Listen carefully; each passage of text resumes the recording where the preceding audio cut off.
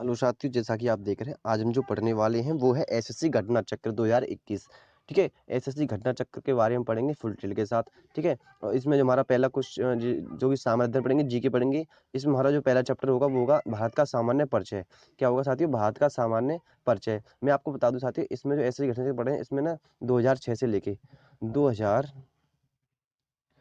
लेके 2020 तक के क्वेश्चन है। ठीक है, सारे सारे आयु के क्वेश्चन है। तो हम ऐसे क्वेश्चन पढ़ेंगे जो आयु के क्वेश्चन है, तो जो कि परीक्षा में दोबारा रिपीट हो सके। ठीक है, चलिए शुरू करते हैं बिना कुछ देरी के फिर। ठीक है, तो देखिए आज का हमारा जो टॉपिक है वो है भारत का सामान्य परिचय। क्या साथियों? भारत का सामान्य परिचय, और इसको हम पढ़ेंगे पूरी डिटेल के साथ। तो चलिए साथियों शुरू करते हैं। साथियों, मैं हूं पीके कौशल, स्वागत करता हूं आपके अपने यूट्यूब चैनल ग्रेड जी में। अगर आपने अभी तक हमारे चैनल को सब्सक्राइब नहीं किया, चैनल को सब्सक्राइब कर लीजिए और वीडियो को लाइक कर दीजिए और शेयर कर दीजिए। ठीक है, चलिए आगे बढ़ते हैं। देखिए पहला जो क्वेश्चन है साथियों हमारा, पहला जो क्वेश्चन है, देखिए पहला क्वेश्चन है हमारा, भारत की मुख्य भूमि का अक्षांश। भारत की मुख्य भूमि का अक्षांश के बीच फैला हुआ है। तो देखिए ये हमारी क्या हो गई, ये अर्थ हो गई मान लीजिए, और ये होगी 0 डिग्री लाइन। क्या होगी? 0 डिग्री लाइन। 0 डिग्री लाइन की इस और जो लाइन लेटी हुई उन्होंने बोलते हैं अक्षांश रेखा बोलते हैं। ठीक है, आपको ध्यान रखना है, उन्हें क्या बोलते हैं? अक्षांश रेखा बोलते हैं। और जो लाइन खड़ी हुई होती है, क्या होती हैं? जो लाइन खड़ी हुई होती है इन्हें बोलते हैं साथियों देशांतरी रेखा। क्या बोलते हैं? देशांतरीय रेखा। देशांतरीय रेखा।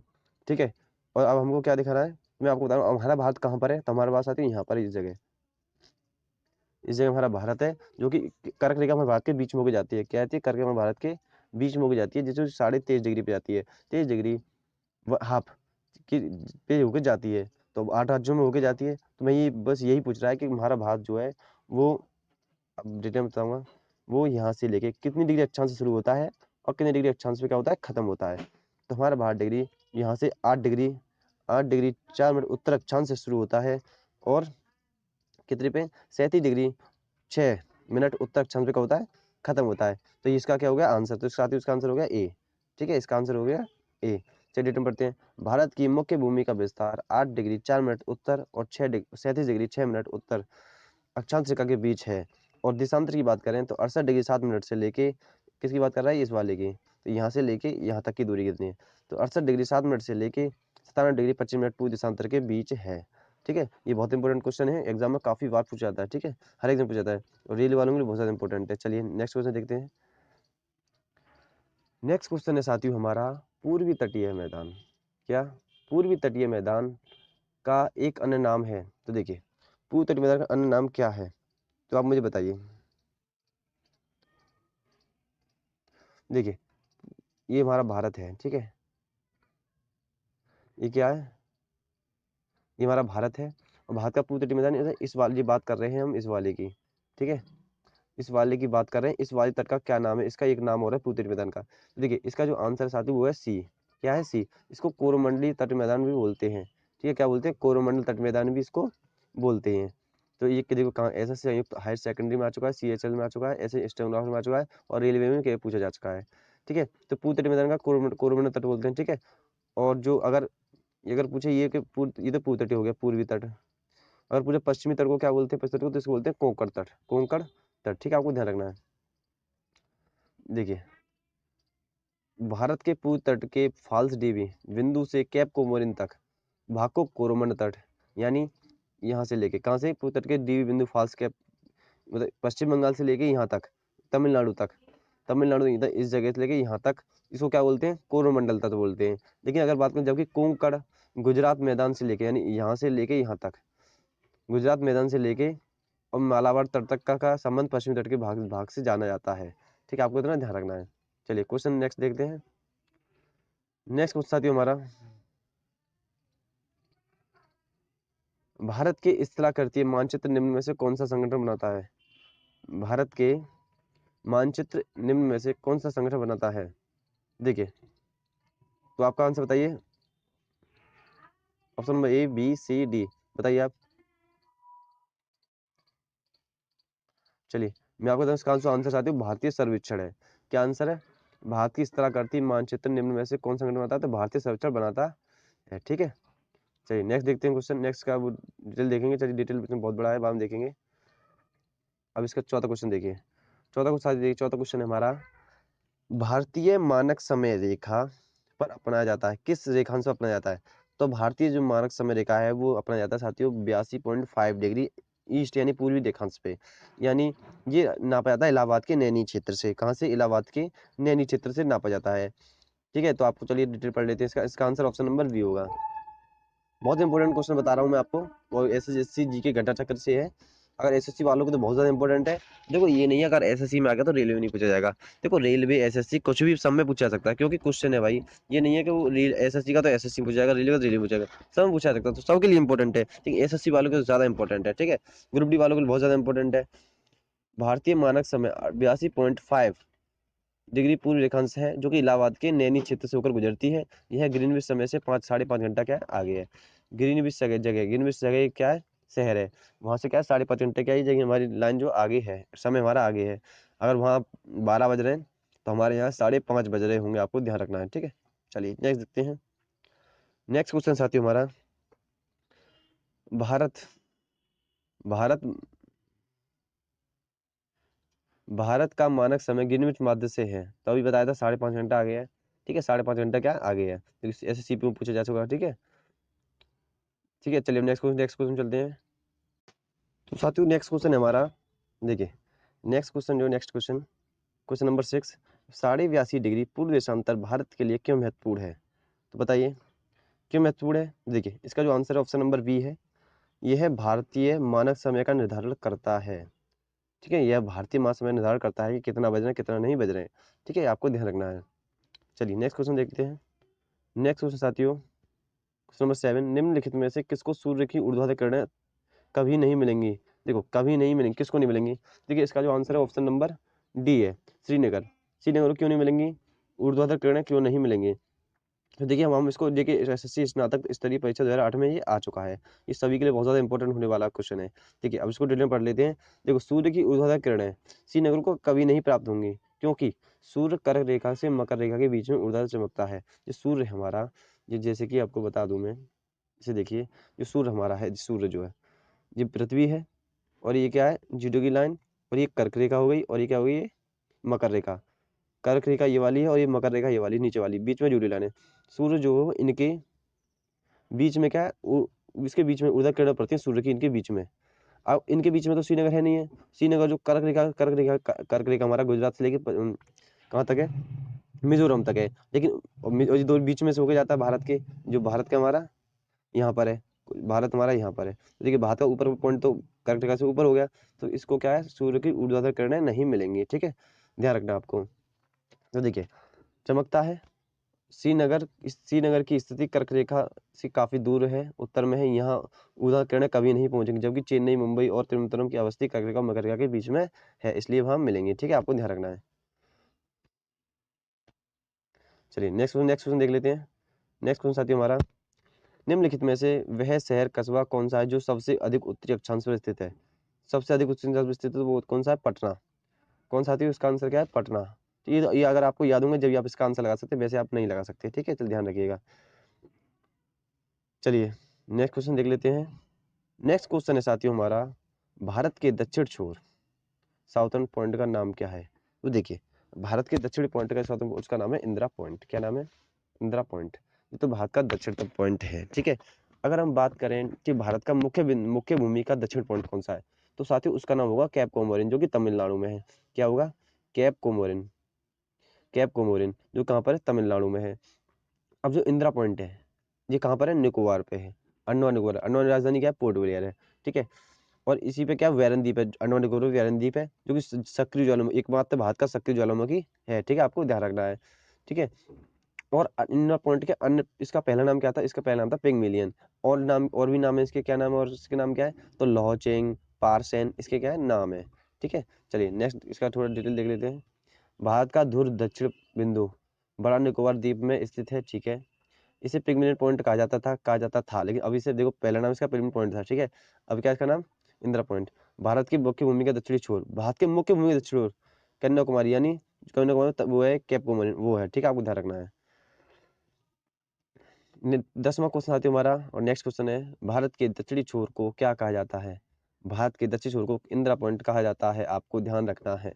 दक्षिणी छोर को पूछ रहा है। अगर देखो यहाँ जहाँ दक्षिणी छोर की दक्षिणी बात आ जाए, अगर मुख्य भूमि आए तो आपको लगाना है कैप कोमोरिन। अगर बात आए सिर्फ दक्षिणी मुख्य भूमि यहाँ यूज ना हो तो वहाँ लगाना आपको इंदिरा पॉइंट। ठीक है, आपको ध्यान रखना है।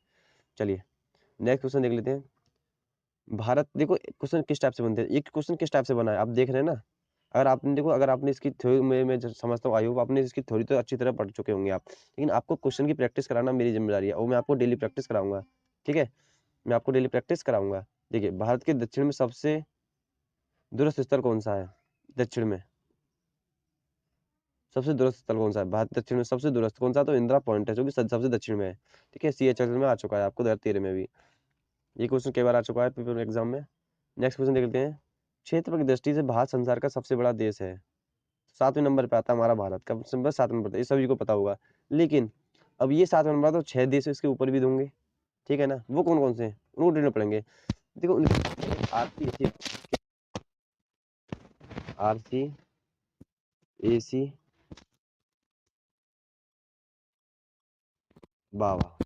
देखो R से तो होगा रसिया, C से होगा कनाडा, A से होगा अमेरिका, C से हो गया चाइना, B से हो गया ब्राजील, R से हो गया ऑस्ट्रेलिया और B से हो गया अपना देश भारत, और A से होगा लास्ट वाला 8वां पॉइंट जो अर्जेंटीना। ठीक है, तो ये आपको देखो कितना आसानी से ट्रिक याद होगी। ट्रिक है, ये भी सी ट्रिक है। ठीक है, आपको ध्यान, सबसे बड़ा देश रसिया है, 7 नंबर भारत आता है। भारत की पॉलिसी कितनी है, परसेंट के हिसाब से देखें तो 17.5% है, और इसकी जनसंख्या और इसकी क्षेत्रफल में परसेंट कितनी है, तो 2.42% इसकी इस क्षेत्रफल का परसेंट है। ठीक है, आपको ध्यान रखना है। विश्व का 2.4% भारत के पास है क्षेत्रफल।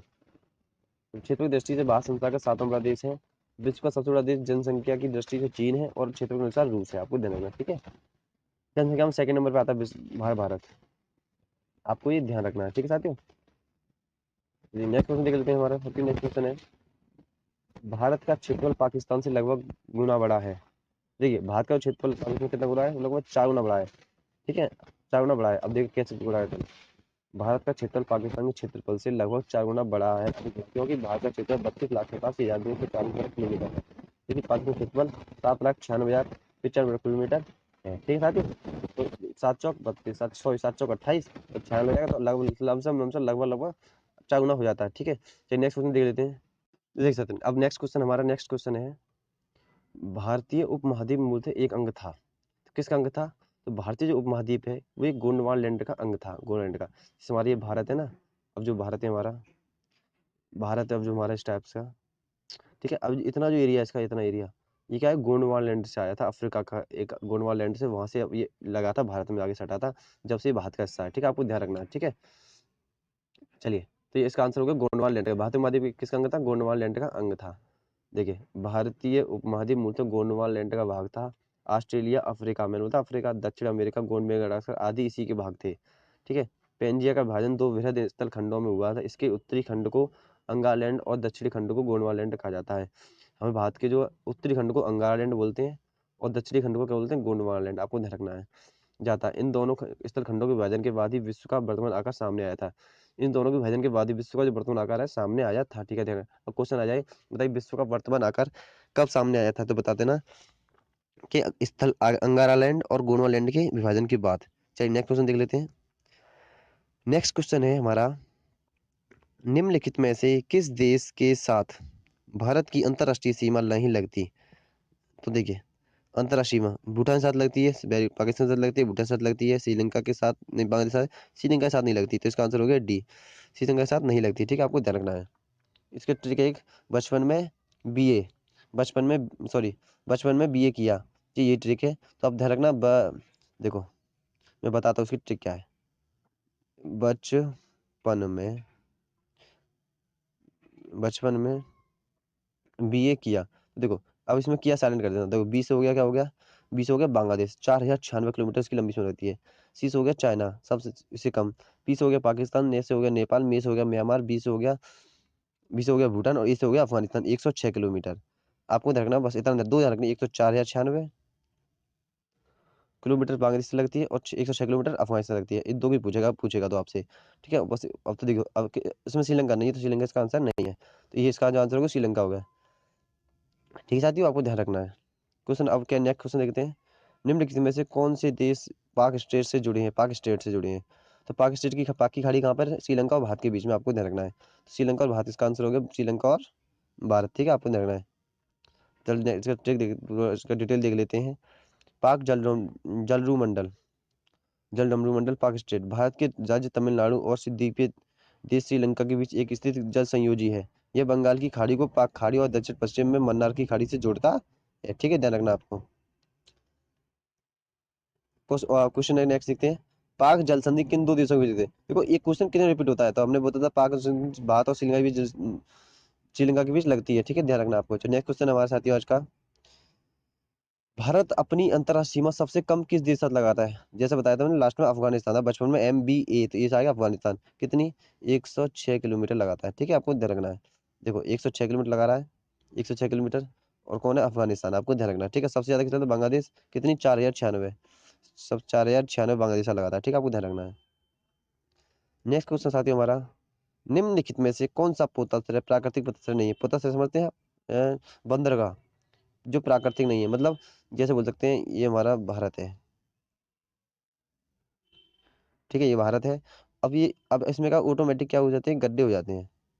देखो ऐसे, ये हल्का हल्का यहाँ गड्ढा हो गया, तो ये क्या बन गया? ये गड्ढा हो गया। तो ये जो वन गड्ढे हो गए, इनको तो इनको बोलते हैं प्राकृतिक पोताश्रय, मतलब प्राकृतिक बंदरगाह, जो कि ये गड्ढे हो गए यहीं पर जा जाके ऑटोमेटिक टिक जाते हैं। और जो खुद बनाए जाते हैं, मट्टी काट काट के बनाए जाते हैं, उन्हें बोलते हैं नेचुरल, जो सॉरी, उन्हें बोलते हैं कृत्रिम बंदरगाह, जो खुद हाथ से बनाए गए हैं। तो देखिए इसमें कौन सा, क्या पूछ रहा है वो, इसमें कौन सा प्राकृतिक पोताश्रय नहीं है, मतलब नहीं है? तो देखो मुंबई ऑलरेडी था, पारादीप है, चेन कोचीन है, लेकिन चेन्नई क्या है? बनाया गया था। कब बनाया गया था? जब तूतीकोरिन, चेन्नई तमिलनाडु में धरा, तूतीकोरिन पर, तूतीकोरिन में क्या लोड ज्यादा आने की वजह से इसे चेन्नई को बनाया गया था। ठीक है, आपको ध्यान रखना है।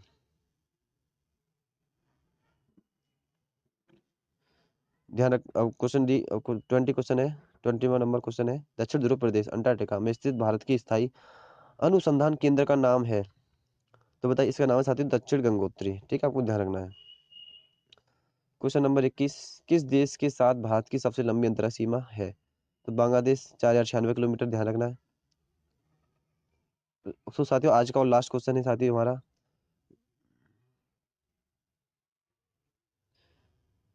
उत्तर पश्चिम भारत भूमि की सीमा किस देश के साथ लगी हुई है? उत्तर पश्चिम समझे, उत्तर पश्चिम समझे, उत्तर तो ऊपर वाला और पश्चिम किधर? इधर वाला, तो यानी ये भारत हो गया, इधर वाला, तो ये इस एरिया को बुझा, इस एरिया को। उत्तर पश्चिम में भारत की सीमा किस देश के साथ लगी हुई है? देखो इधर तो शायद पाकिस्तान के साथ लगी हुई है, सही बात, पूरी पूरा पाकिस्तान इधर ही है, तो पाकिस्तान से लगी हुई, इसका आंसर हो गया पाकिस्तान। ठीक है, ध्यान रखना। तो आई होप साथियों आपको वीडियो पूरी तरह से हेल्पफुल रही है। अगर आपको दोस्तों वीडियो से थोड़ा प्रॉफिट हुआ आपको, या थोड़ी हेल्पफुल रही है आप वीडियो, आप अगर आप, तो आप हमें सपोर्ट कीजिए, चैनल को सब्सक्राइब कर लीजिए और वीडियो को लाइक कर दीजिए और शेयर कर दीजिए। अगर आपने अभी तक सब्सक्राइब तो अभी भी सब्सक्राइब कर लीजिए और बेल आइकन को साथ में क्या कर दीजिए? प्रेस कर लीजिए। ठीक है, और साथ में प्रेस कर दीजिए साथियों। मिलते हैं अगर साथियों में आपको एक इंपॉर्टेंट